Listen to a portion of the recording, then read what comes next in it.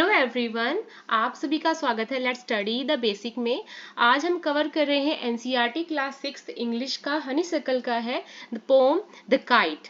Okay, बहुत ही प्यारी सी pome है, आपको मजा आएगा इसको पढ़ने में सुनने में। ठीक है, आज हम एक्सप्लेनेशन देखेंगे, न्यू वर्ड्स देखेंगे, कुछ क्वेश्चन आंसर, कुछ एक्स्ट्रा क्वेश्चंस भी है जो अकॉर्डिंग टू दिस पोम है। So the pome is kite. Firstly आपको लर्न करना है कि इसका जो राइटर है वो कौन है। So the poet is Harry ban. The poet of the poem Kite is Harry Benn. How bright on the blue is a kite when it's new? कि जब एक जो पतंग होती है, जब नई नई आती है तो कितनी नई चमकीली ब्लू कलर की होती है। ठीक है, with a dive and a dip it snap its tail. बार बार ऊपर नीचे डाइव करके, गोते खा के वो क्या करती है, अपने टेल को तोड़ लेती है। ठीक है, it snap its tail then soars like a ship. किसकी तरह शोर करती है वो, शिप की तरह, शिप की तरह। ठीक है, विद ओनली अ सेल, मतलब जैसे एक जो शिप है, जो हमारी जहाज है वो सेल करती है, उसी तरह जो हमारी काइट है वो भी सेल करती है।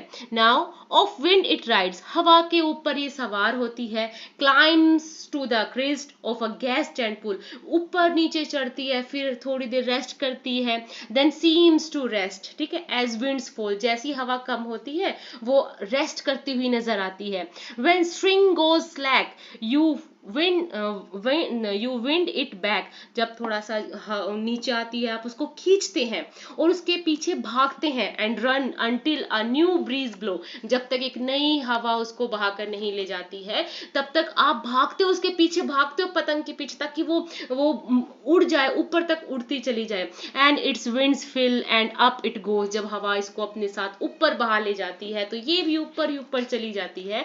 How bright on the blue it's a kite when it's new, और कितनी एक जो नई पतंग है कितनी चमकीली होती है जब हम उसको खरीद कर लेके आते हैं, या वो जब नई होती है। बट अ ग्रेडर थिंग्स, इसकी सबसे अजीब बात, खराब बात ये होती है, you never will see when it's flap on a string on in the top of a tree. पर जब जो काइट है हमारी पतंग है जो, वो पेड़ पे कहीं अटक जाती है और एक चीथड़े कपड़े की तरह वो सूखती हुई नजर आती है या लटकती हुई नजर आती है, ये एक बहुत ही खराब चीज है।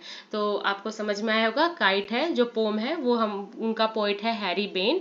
अब हम कुछ न्यू वर्ड्स देख लेते हैं इसके।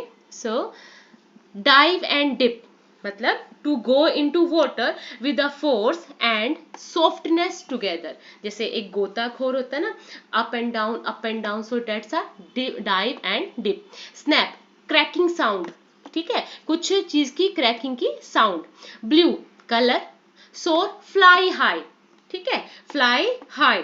Climbs, to go up. sail, a cloth on a ship or a boat used to catch wind and help the boat to propel। propel होता है चलने में, उसको तैरने में मदद करता है जो कपड़ा, उसकी वजह से, क्योंकि हवा को वो कैच करता है और हवा विंड की वजह से वो जो सेल है, वो जो बोट है वो सेल होती है। ठीक है, या जो शिप है वो सेल होता है। टाइड्स, टाइड्स होता है rising and falling of waves. आपने देखा होगा समुद्र है या कोई समुद्र ही है, समुद्र में आपने देखा होगा कि पानी की लहर ऊपर चढ़ती है नीचे चढ़ती है, उसको बोलते हैं टाइड्स। ठीक है, हिंदी में इसको ज्वार भाटा कहते हैं।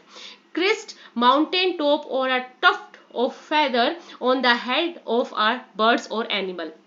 जो टॉप मोस्ट, जैसे पिकॉक के ऊपर जो उसकी फर होती है ना, तीन, उसको बोलते हैं क्रेस्ट। ठीक है, स्लैक, स्लैक होता है लूज, ढीला छोड़ना। ग्रेडर होता है टोन और टैटर्ड, मतलब फटा पुराना चीथड़ा या कोई बुरी सी चीज। ठीक है, now some practice questions are here for you. List out the action words in the poem. So there are lots of action words in the poem, like climb, blow, soars, rides, falls. These are the action words. Action words मतलब जो किसी काम को करते हुए हम उनको present करें, these are called action words। ठीक है, अब है these words, find out the meaning of these words. तो climb means to go up, blow means to hit, soar means to fly, ride means to sit on the back of something and control its. Rides मतलब किसी की सवारी करना, climb चढ़ना, blow बहना, hit, ठीक है ये एक वर्ड है, to hit. Soar means to fly, ऊपर ऊपर ऊंचा ऊंची उड़ान भरना। मूवमेंट, टू माउंट, मूवमेंट मतलब कुछ हलचल करना। Falls means to drop down, नीचे गिर जाना। आई होप समझ में आ रहा है कि सिर्फ यही कुछ क्वेश्चंस हैं। Climb means to go up, blow means to hit, soar means to fly, ride means to sit in the back of something and control its movement, to mount, fall means to drop out. मैं ज्यादा से ज्यादा चाहती हूँ कि आप ज्यादा से ज्यादा वोकैब्स, ज्यादा से ज्यादा वर्ड्स को इनहेंस को आप रिकॉल करें, आप समझें, क्योंकि वो आप 6th क्लास में है, ठीक है। It's mandatory to learn new words. Read these lines from the poem. Then show like a ship with only a sail.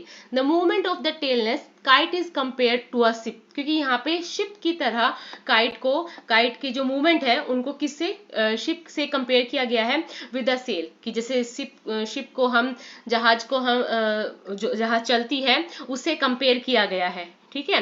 So can you suggest what और हु द फॉलोइंग एक्शंस में be compare to. अब आप इन actions को भी compare कर दो। ही runs like अ चीता, है ना, ये tiger. He eats like a horse, ठीक है। She sings like Lata Mangeshkar और नाइटेंगल, ठीक है, कोयल की तरह। It shines like a star, it flies like a kite. Okay, so ये क्या है, ये सिमलीज है, ये सिमलीज है, ये किसी तरह किसी चीज को किसी से क्या करते हैं, कंपेयर करते हैं। दीज आर कॉल्ड सिमलीज, ठीक है, ठीक है। He runs like cheetah, tiger, lion. He eats like horse, pig, monkeys. She sings like Lata Mangeshkar, Sunidhi Chauhan, whatever, which are the famous, ठीक है। It shines like a gold, like a diamond, है ना। It flies like a kite. So now move on ahead. So these are the answers of those questions. These are some extra questions also here. So, who makes sharp sound with its tail?